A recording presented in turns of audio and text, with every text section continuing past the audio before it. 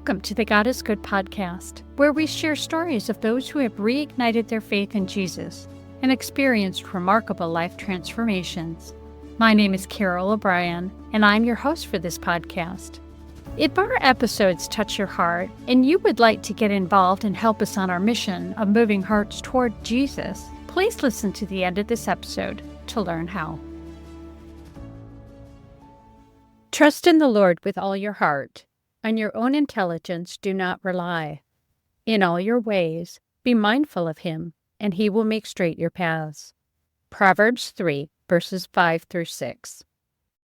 Dear friends in Christ, it is with a heart full of reflection and gratitude that I welcome you to this episode. Every story we share here touches me deeply. I hope they do the same for you, that you find something within each story that moves your heart closer to Jesus. If so, I think you'll find that this episode is just as powerful. It resonated with me profoundly, shaking me to my core and serving as a poignant reminder of the times when my own paths were not straight. Through this journey, I found strength and guidance in faith, and it is my hope that this episode will inspire you in a similar way. Before we get to her story, I'd like to tell you about our guest, Jennifer. Soft-spoken and passionate, she has a beautiful and supportive family, including her husband and 2 daughters. Jennifer is an active member of a dynamic church community full of faith-filled friends. And if that doesn't keep her busy enough, she wrote a chapter in the new book, Before She Knew Jesus.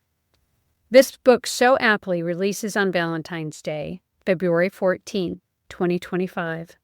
It is about forgiveness in the face of betrayal and devastating hardships. I am honored to introduce Jennifer, whose powerful testimony and unwavering faith have been a beacon of hope and inspiration. Her story is one of resilience, redemption, and the transformative power of God's love. Join me as we welcome Jennifer and hear her remarkable journey. Hi, Jennifer. Hey, Carol. So nice to be here. And thank you for this opportunity. It's so wonderful to speak with you. Before we get into your story, please tell me about the method for writing the chapter of your book. Was it a healing process, or do you feel like you were already through the trauma, and so this was just a joyful retelling of a story? This particular chapter is a retelling. So this is something that I had healed from and lived through several years after, reflecting upon this moment and being able to retell it and see where the story's gone since then. And just really understanding when we're told in the Bible to count it all joy, this I can now count as joy. That's fantastic that you're through it enough that you can look back on it and find all the God moments in it. So this does bring us to your story. It's a hard story. The unfairness of the situation is really heartbreaking. Can you share what happened? Absolutely. So when we come into the story, I was 30 at the time.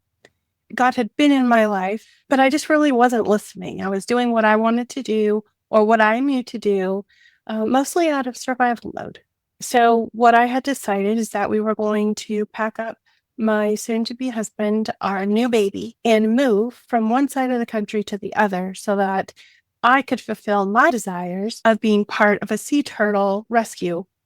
When we got to the other side of the country, we made a stop at my husband's mom's house because she happens to live in the area.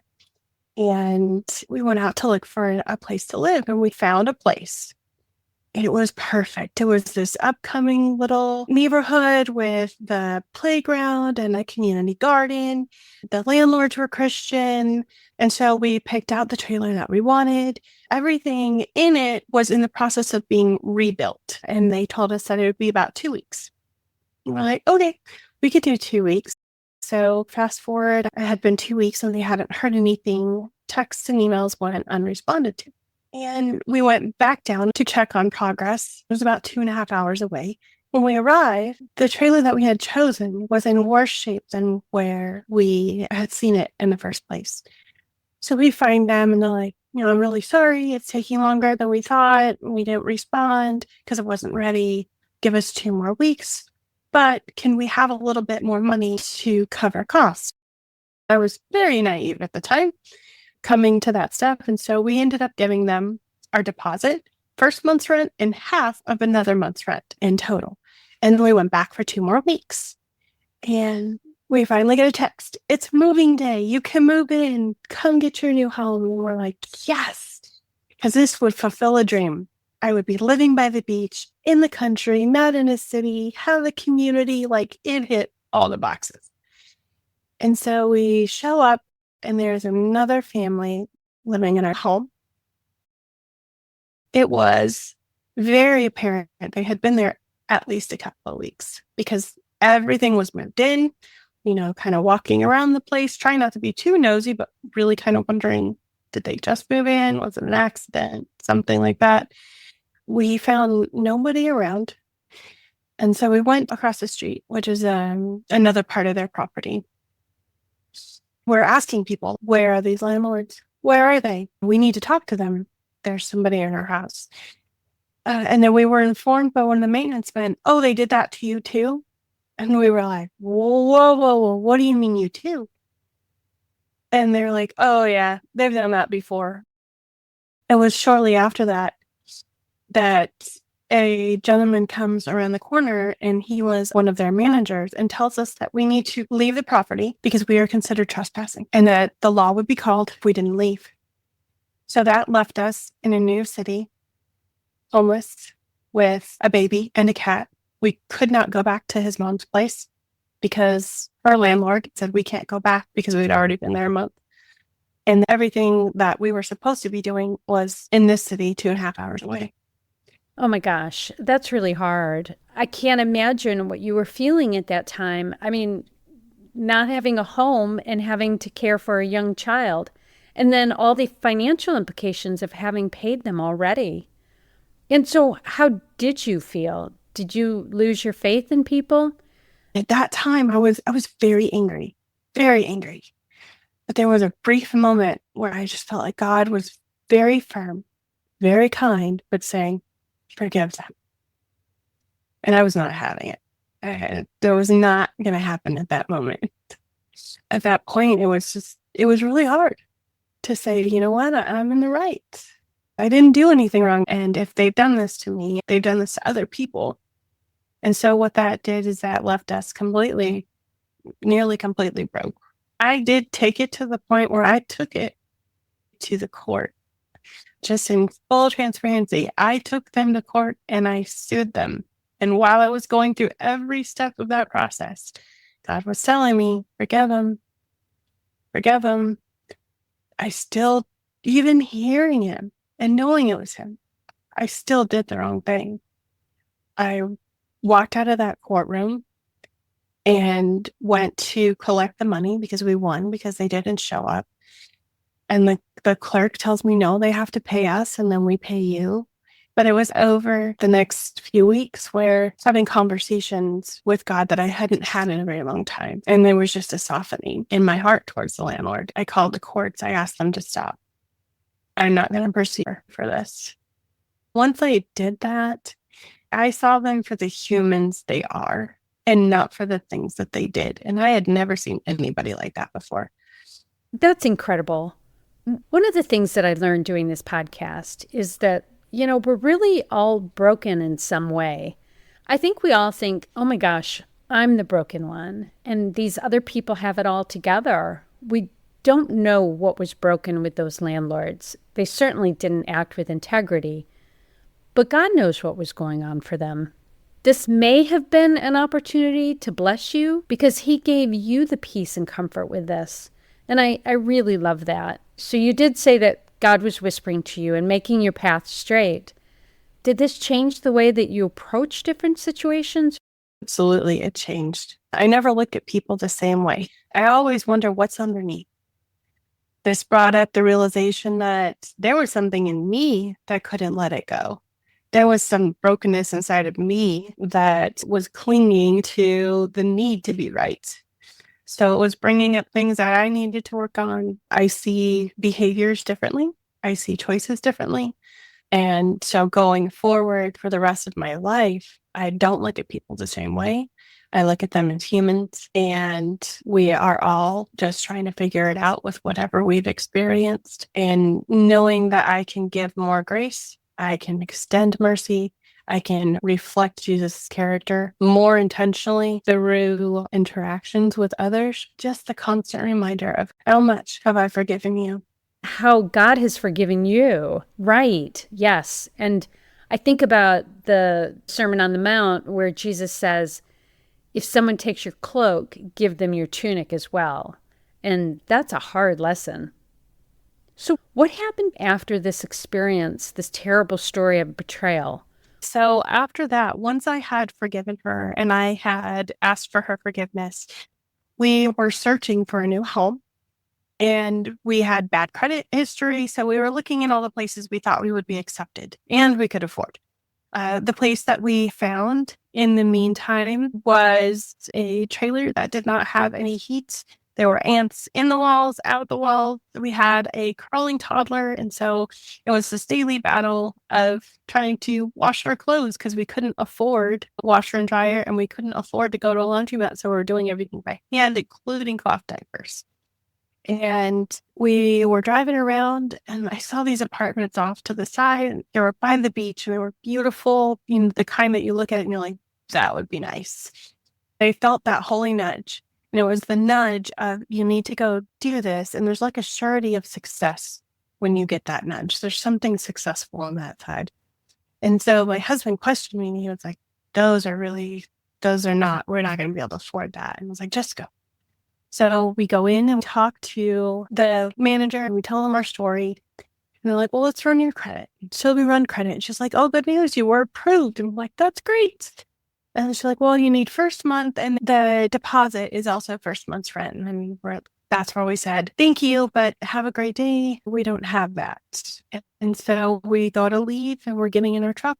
And the manager comes, we're running out of the office and she waves us down.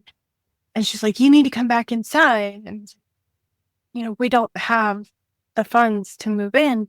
And she stops me, she looks me dead in the eye and she says, when God tells you to do something, you do it. And he told me you need to live here and we're going to make it work. We're going to work it out.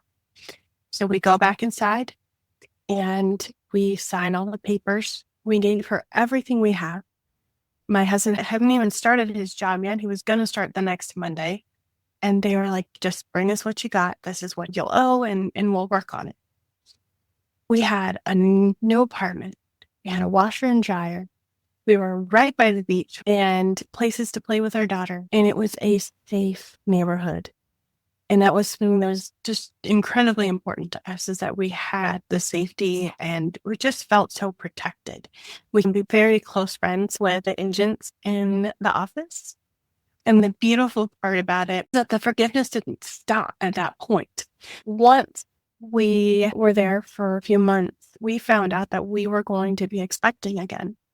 My first pregnancy was a very difficult pregnancy. It was a very high risk, and we knew we would need help, and there was nobody there to help us. So here we were, packing up everything we owned back in our truck and having to go back across the country to go with my mom because I knew she could help us. That meant that we had to break a lease. That meant there were fees and rent. And through the kindness of the Lord and nothing else, we were forgiven that debt as well. And there were things that happened after that with the management of the property that we were just leading that we could have never foreseen. And through it all, within a couple of years, it was less than 2 years, that debt had fallen off of our credit and it's gone. Like, we even went to look for it to pay everything off later. It was gone. It was forgiveness after forgiveness after forgiveness. So when you forgive a little, God just multiplies that. God is so good. I love that story because it makes me think, on one hand, you had this one landlord who treated you so badly. And then God gave you another landlord that treated you so kindly. And we're still friends today. So when we travel back that way, we can always pop in and say, hey, and she wants to see the girls and catch up and everything. And so it was really just absolutely life-changing. Is this what the chapter of your book is about? This is definitely what my chapter is about in this story. I have come together with several other authors to share their raw stories as well. My particular chapter is chapter 3, and it's called When Forgiveness Feels Offensive. Oh, what a great title. That just says everything, doesn't it? I don't know if everyone listening caught it, but you said earlier that after you forgave the landlord, you asked for her forgiveness for taking her to court. At first, I thought, no, she didn't do anything wrong. Why should she have to ask that landlord for forgiveness? But your story tells the reason, right? You were actually listening to God and doing what God's will was for your life. And He blessed you after the forgiveness that you were able to find in your heart to give to someone who had wronged you. It's an amazing story, and it just really shows how on fire you are for Jesus. Do you have any suggestions for our listeners on how they too can become and stay on fire for Jesus? One of the things that has brought the most clarity when it comes to getting to know Jesus on a deep level is spending those quiet moments and inviting Him in and just saying, just show me what it is. Whatever it is that you are working on with me, how can I partner with you? And then just saying, thank you. Thank you for the stars. Thank you for the sun. Thank you for this world. Thank you for just anything that you can think of. And there's something really holy about being completely thankful. It is a constant conversation, always. It's something that took me a long time to get used to because I was used to filling my head with lots of other thoughts. I'm always learning more about who Jesus was. And the more that I learn, the more on fire I get, the more excited I get, and the more I want to share because it's amazing. It's miraculous. It's so deep. I think this is an excellent point to reread your favorite scripture because I think it's very telling to who you are and how much you love Jesus. Trust in the Lord with all your heart. On your own intelligence do not rely. In all your ways be mindful of Him, and He will make straight your paths. Proverbs 3, verses 5 through 6. Well, thank you for sharing your story, Jennifer. It's truly hard and maybe even impossible to walk with Jesus when you're carrying bitterness and anger, but you chose forgiveness and joy. Your call to live by faith enabled Jesus to guide your path. I know your story really impacted me. It made me think of the times when I knew I was right, and instead of reacting with grace and kindness, I acted with justification for how angry I was. I counted the way the person had wronged me instead of counting the blessings that I had been given. I hope it inspires even one person to trust in God with all their heart. Thank you again, Jennifer. And please tell us how to get your book when it's released. Absolutely. You can find Before She Knew Jesus on Amazon. It should be released the second week of February. If you're hearing this after that, you can go to my website, storiesofafaithbuilder.com, and you can order it from there as well. We'll make sure we put that information in the show notes. Thanks again, Jennifer. And thank you to all of our listeners for joining us on this movement by liking, sharing, and following our podcast. We welcome everyone who would like to become more involved and move more hearts towards Jesus. And there are two really great ways. The first is by becoming one of our storytellers and sharing your story. And second, we humbly ask you to consider offering a small one-time or monthly donation. These funds will help us produce the podcast and even allow us to offer some spiritual retreat scholarships. You can do both of these things at godisgoodpodcast.com/join us. All of your support, whether it's a donation, a like, a follow, or even sharing this podcast with a friend, is so appreciated and helps us move as many hearts as possible toward Jesus. Until next time, friends, remember, God is good.